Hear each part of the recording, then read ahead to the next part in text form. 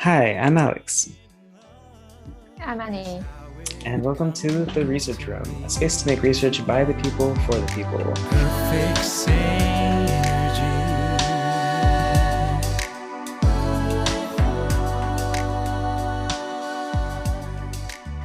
And today we will be talking about resilience again.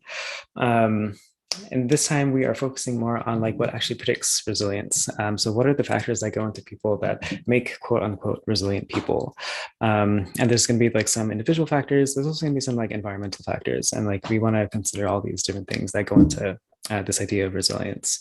Um, I will also say upfront at the beginning that we will be talking about 9/11. So if that is at all triggering to you, if you feel like you will not be able to handle that topic, feel free to not watch this podcast. Of course, we think that like there will be some beneficial things about resilience that potentially you could hear about, but you could also get that from some of our other content. So if listening to this full podcast is going to be too triggering, please feel free to stop this. Okay, so why are we talking about 9/11? I mean, kind of coincidentally, like it's been about 20 years since. I mean, not about 20 years. It has been 20 years since that attack happened. Also, potentially, if I was smarter, I would have actually scheduled this for last week rather than this week. But here we are. Um, but we're talking about specifically people that went through that traumatic experience. And again, like who are the people that ended up the most resilient after that, and who unfortunately did not have that same amount of resilience. Although we'll kind of contest that idea. Like, are they actually less resilient, or is it just like a matter of like the psychological study? So the paper that we're going to be talking about is what predicts psychological resilience after disaster, the role of demographics, resources, and life stress. This was by Bonanno and his colleagues back in 2007. So even then, like a fair amount after 2001 when the attacks happened. And the study itself, so it had a lot of participants. Luckily, they were able to sample 2,752 different participants, and they did this in a way that is maybe potentially you might find as a little old school, but back then it was used a little bit more frequently. That they actually just ended up calling people and like kind of random numbers that were in a specific area, and they conducted the survey all verbally.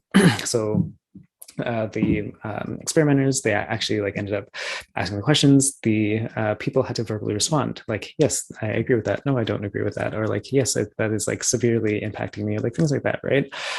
So there's a whole bunch of things that we have to consider, just like with that kind of methodology that we'll definitely unpack. But that's how they did the study. So they did a phone survey. This was in New York City or like surrounding that area, 6 months after 9/11. And so a few other just like specifics about this paper before we start talking about other conceptual kind of things. For this paper, they had a very specific definition for resilience. And this is kind of like nice because like in contrast to like the other two papers, like they had very, very broad definitions for resilience. Here we have like a very specific one that we can all kind of wrap our heads around. So what they said here was resilience is having one or zero PTSD, so post-traumatic stress disorder symptoms.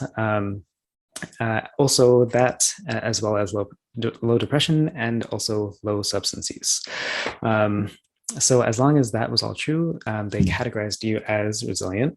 But then they also separated this into different levels. So you're either resilient, you had mild to moderate trauma, or you were classified as someone who probably has PTSD. For the mild to moderate trauma, that ended up being 2 or more PTSD symptoms. And then probably PTSD is they actually just looked at like the diagnostic criteria. So that is all within the DSM or the Diagnostic and Statistical Manual, which is what psychologists use to diagnose people. They just looked at that. They saw if they had those criteria, and if they met it, that's how they're classified here. Okay, so we have these three groups, resilient, mild to moderate, and probably. And so what ended up predicting this? We have a lot of different predictors that ended up actually predicting this. So there's a lot to comb through here. There was gender, there was age, there was race, ethnicity, education, level of trauma exposure, income change. Did you increase in income? Did you decrease in income? Social support. High, lower, medium. How many chronic diseases you have had at that point, and then recent or past life stressors. So all of those ended up predicting resilience. And in all of the like intuitive sort of ways, with maybe a few exceptions here and there.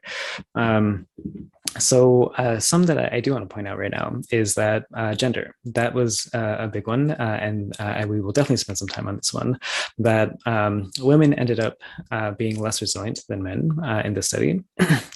Those that were younger were also less resilient than those that were older. And it happened to be like those that were, I am personally going to say 55 and up, although the paper will say 65. It was so close, those numbers, that I'm willing to say 55 and up here. And then and then the last one that I want to bring up right now is race ethnicity. So Asians ended up being the most resilient out of white, Black, and Latinx. That is the layout here. But where do we want to start? So maybe let's start with like that first one of gender. What do you make, Annie, of this finding? Why do we see this actual like gender difference? This is interesting. I mean, one hypothesis that I have is that prior psychological research shows that like women and men, although sometimes we don't want to admit it, like do, have different gender roles that they are reinforced with. So females tend to be more communal, and they tend to prioritize getting along well with others, and taking care of others. Compared to that, like men are just like generally more brought up to be more like independent and less expressive. So maybe that contributes to this resilient outcome, in the sense that women, when they are asked about how they're dealing with this very traumatic event, women tend to be more comfortable really expressing their emotions to other people who are checking in on them, rather than compared to men. So that could contribute to just generally lower levels of resilience among women compared to men, just because women are more expressing their psychological troubles and the emotional difficulties they have experienced with the trauma. Yeah, no, Other thoughts? Yes, absolutely. I have other thoughts. So I think that first idea is great. So it's not even necessarily that women are less resilient, right? So like if we take that kind of route, and I think that's a very plausible route, at least that might account for some of the variation here, is that women just are more comfortable saying that like, yes, I'm actually experiencing X, Y, and Z, as opposed to men that might just say like, no, I'm fine, like whatever, like didn't matter. And then potentially you might end up saying like maybe men end up using like more substances to like help cope with something. So I think that's totally plausible. Even as you were talking, like that, I think brought up a different point in my head of like, if women are also like socialized to be more communal, then I think like just their role in society is going to be a little bit different. The role in their social networks are going to be a little bit different, and that means like potentially they're also like exerting themselves more than men. Men might be able to just kind of like have that time to themselves and like actually cope with it, versus like women who are like having to like tend to other people. Like maybe a lot of other people go to them for social support, and that is going to wear you out, right? Like I think some level of like giving support is like great, right? Like it also like makes you feel a little bit better. But like if you're having to do that day after day to so many other people, like that's, yeah, of course, like why would you be more resilient at that point? Like you're expending so much energy, and you haven't even like had the time to like digest and process something yourself. does that resonate with you? Do you think that sounds right? No, I think that is plausible. So what you're saying is that, after this like really collective traumatic event, women tend to, be around more people who would, disclose their troubles to themselves just because they tend to be more communal. And that kind of reminds them of the event over and over again. So maybe that really delayed their ability to kind of move on, like psychologically. So I definitely resonate, yeah, with your point on that. Awesome. Yeah, I mean that's definitely another finding that like not in this paper, but like in other studies, they've found that like both men and women are more comfortable like disclosing their stress to women. So I think that could potentially be happening. I do have another alternative though. um, because I wonder, just like given the time period, this was 20 years ago. um, I mean, there's still plenty of gender inequality in our society, right? And so that also means the types of careers that people have are going to differ. And again, especially back then. So what I mean by that is women might have been more affected by 9/11 specifically because potentially the people that died more were men. They ended up, the people that were in the Twin Towers, people that are in the World Trade Center, the people that were even the first responders. Just historically, like the firefighters. exactly. Yeah. Historically, they are men, right? And so they either ended up unfortunately passing away, or they also ended up having like more chronic illnesses that the women had to like take care of. And again, that's like delaying their own, just like being able to process what happened, being able to tend to themselves, and like they end up looking less resilient, even though they're having to do more. So I think that's totally possible. And this is not to say that like men are more deserving of any of these positions, but like it happens, and that's just how society has been set up. And like I mean, we're hopefully like trying to undo some of that in this modern age, but like we still have a lot of work to do before that actually happens.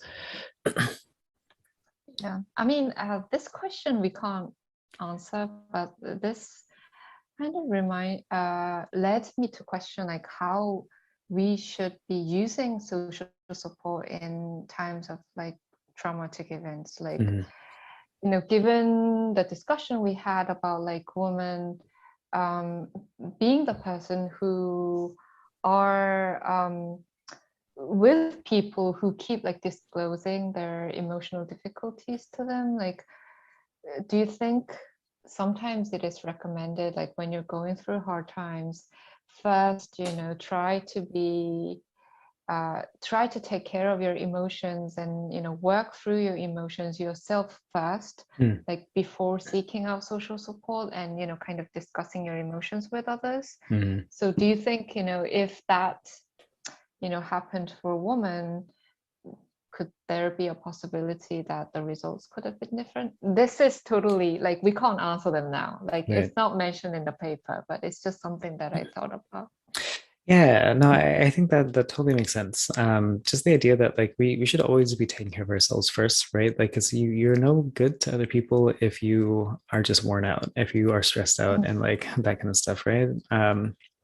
I mean, I'm sure that the women in these studies, like, I'm sure that they were the support that other people might have needed, but like, yeah, if they just never had that chance to take care of things themselves and take care of themselves, yeah, I think that could leak into these kinds of effects that we're seeing, the aftermath, that they end up looking less resilient.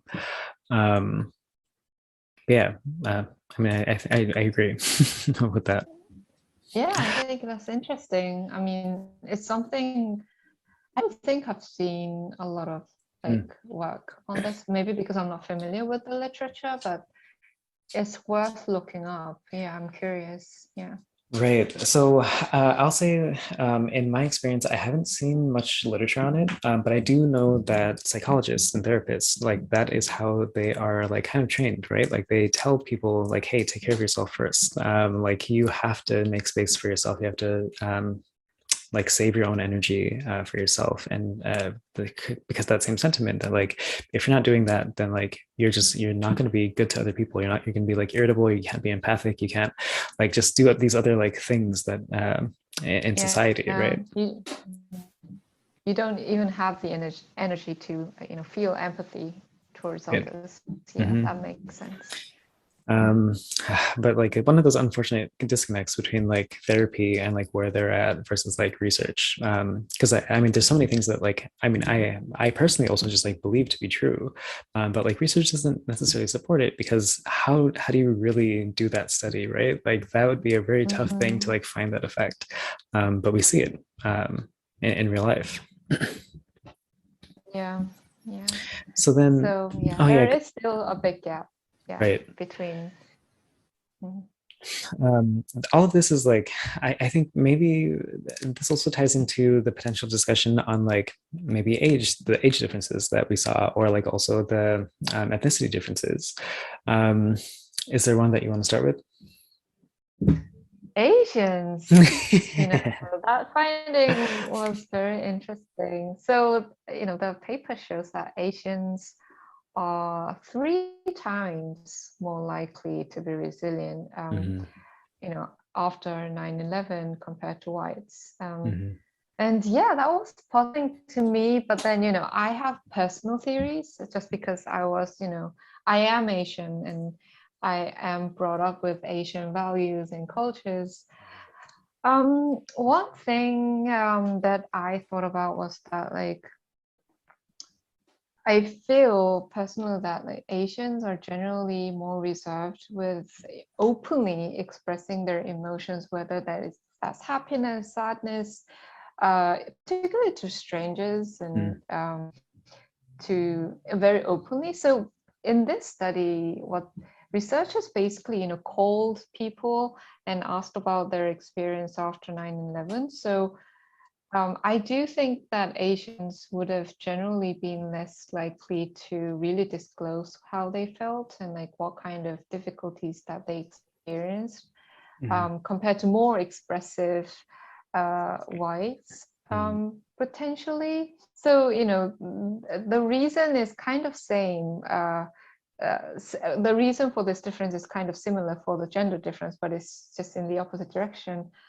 So that could Asians are generally more expressive to their close networks, the people who they interact with and people in their community, but not necessarily like in public or in other places. So yeah, that could be one reason. Yeah, no, and I think that's such a good reason. Like again, like going back to just the methodology of this, like if we all just could think for a little bit, like if you got a random call from someone and that you had to like start talking about like the super traumatic kind of thing, right? And they're asking super personal questions on top of that, like how willing would you be to like really say like yes, like I match 10 of these descriptions of PTSD, like no, like probably not, right? So I guess one way to like think about this is like if you were to do a different methodology, do you think you would find the same findings? So like let's say if we did, they could do this at home in their own like in the comfort of their own home, they could just like do a self-report like on paper or something. Do you think you would find the same effects that we saw here on the phone? Oh, I definitely think, if it wasn't really self-report, but it was like real, health reports. So like although this is not possible, let's say we actually had their like health records like after 9/11. I feel like the less the less expressive that you are, the more you keep your negative emotions and sadness like within yourself, that actually definitely negatively impacts your health. So the results could actually reverse, like in that case, if you had like different outcomes. But yeah, that would have been an interesting possibility to pursue.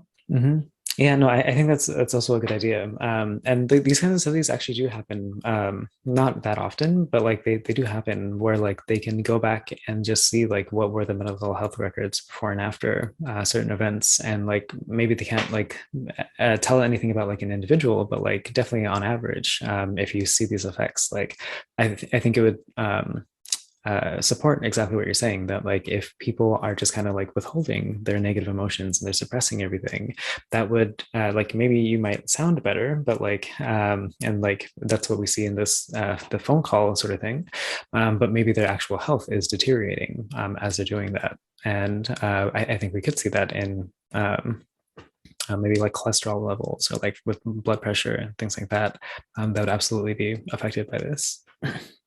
Yeah, I mean, this reminds me the importance of like studying, resilience and also other psychological outcomes across different race and ethnicity. I think at some point, like we talked about a paper specifically on Asians, right? Like Asians resilience. And, we need more papers like that, because right now we're definitely speculating on, what could have been the reason based on what we know from other psychological research, but we really don't know definitely. So, definitely more research should be done, because this is such an important topic. And also the US is a very multicultural, country. I would say, like, why not have more studies that studies, different populations and how things play out differently across these racial groups. Yeah, no, I very much will echo that. Like I agree with that. We need more diversity in the this is research. A huge difference. Right. It's like 3 times as much, 3 times difference between Asians and whites. So. Right. And it's not necessarily due to like potentially like other reasons that people might think of when if someone like thinks of like Asian, they might also think like, oh, maybe they just have more income, maybe they have more education, maybe they like these other things, but it's not because of those reasons. Because otherwise, like in these analyses, they specifically were able to control for that. So there must be something else about like maybe it's a cultural sort of thing, maybe it's literally like the expressive sort of thing. Like who knows? Because no one's done the actual research on this. I mean, now you mentioned that, let me bring up another finding in the paper. So they found that people with a college degree were less likely to be resilient compared to those who haven't completed high school, who hasn't graduated from high school. And, that completely negates, what prior work shows. The more educated you are, the more you are able to adapt to different situations. And that doesn't seem to be the case for resilience, at least in this paper. Yes. So it brings up one. I have no theories on this. I maybe have a couple of thoughts on this.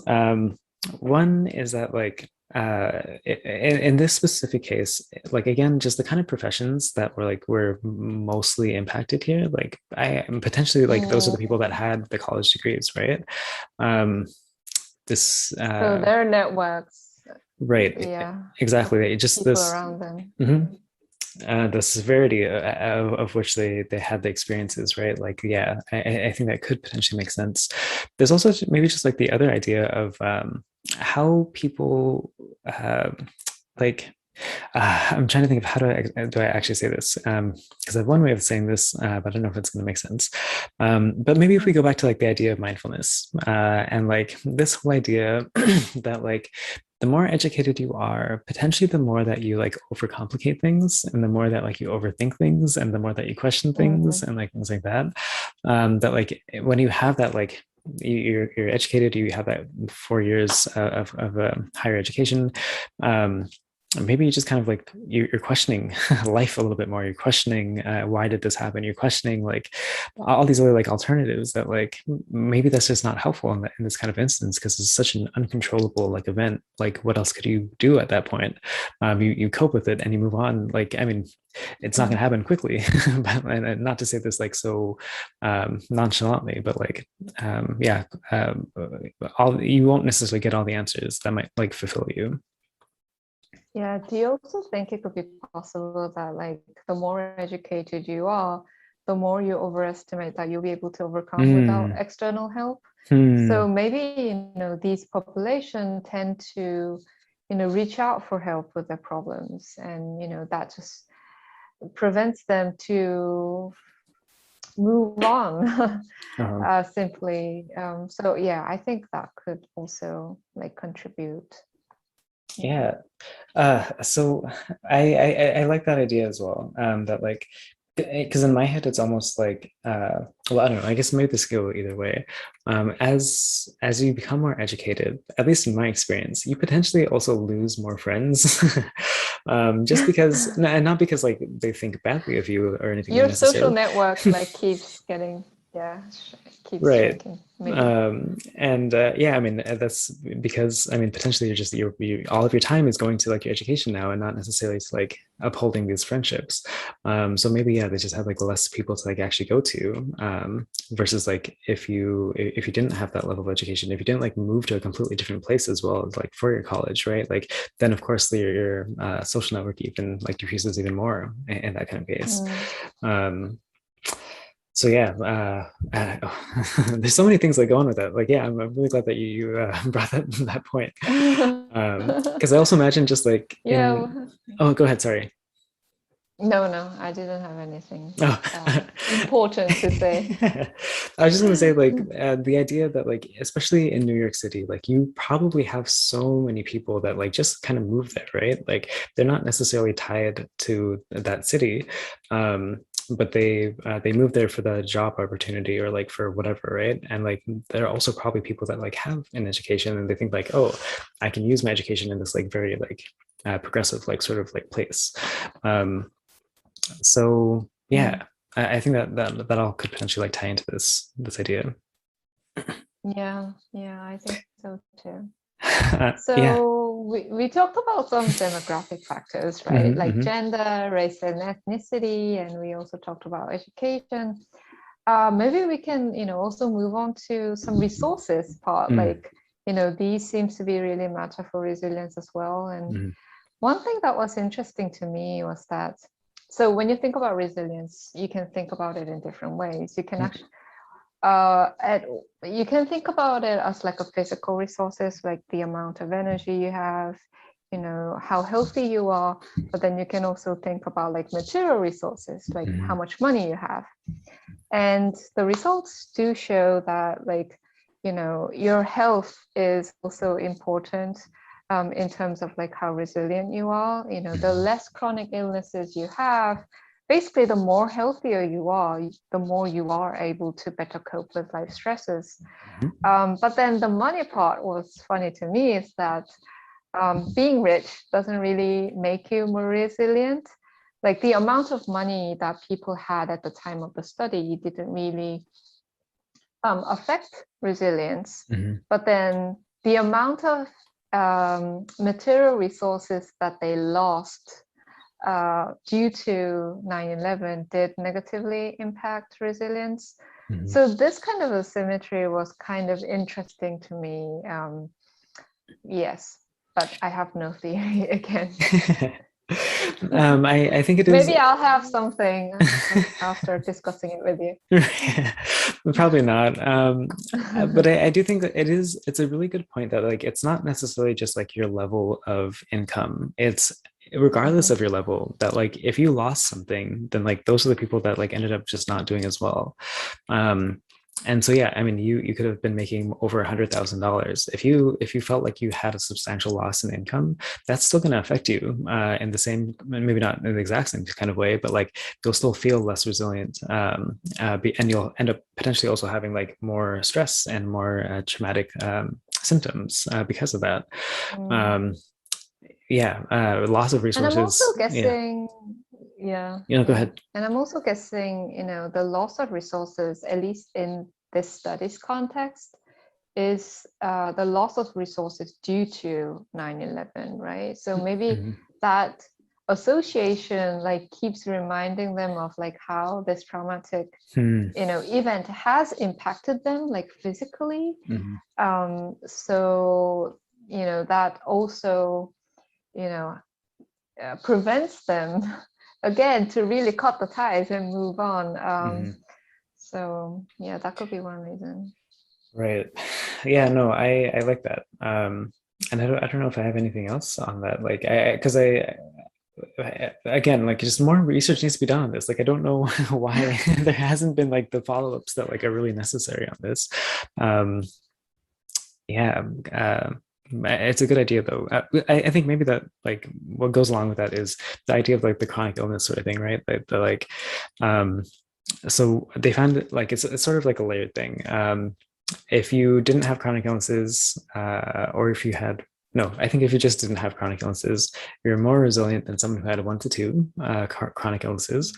And 1 to 2 was also, I mean, not maybe not by much, but like the effects just got worse and worse. Where like if you had 3 or more chronic illnesses, like that was definitely like the bottom. And of course, like all of that makes sense.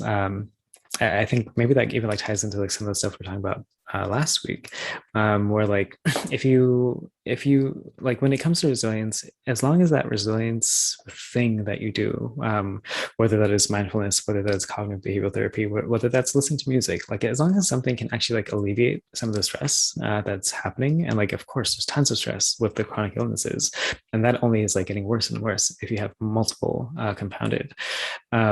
Like if you can find that thing that actually alleviates that, then you'll be more resilient. You won't necessarily succumb to like, oh, like another bad thing happened, like I just can't deal with it. You have that space now to deal with it. But hopefully that actually makes sense to other people and not in my head. Yeah, it makes sense. And maybe, we can end with one last point about age, because we keep talking about it in our previous podcasts. So I think one consistent finding in all of the papers that we discuss about resilience is the finding that the more you age, the better your resilience is. So like we had several different hypotheses about this. Like, I think one was, experience, the level of experience. The more you age, of course, you have more experience dealing with like different life stresses. So that might contribute to being better at being resilient. But, we had other things like, oh, maybe it's because the more you age, the more resources that you end up just accumulating, like material, whether that's material or non-material.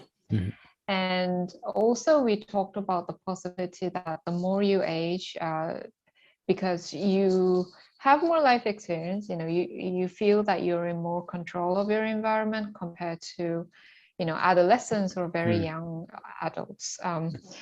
And I think not directly, but then this paper indirectly rules out the being able to deal with life stresses part. I don't know, like, because the paper finds that the more life stresses you have had or have in addition to the 9/11, the less resilient you are likely to be.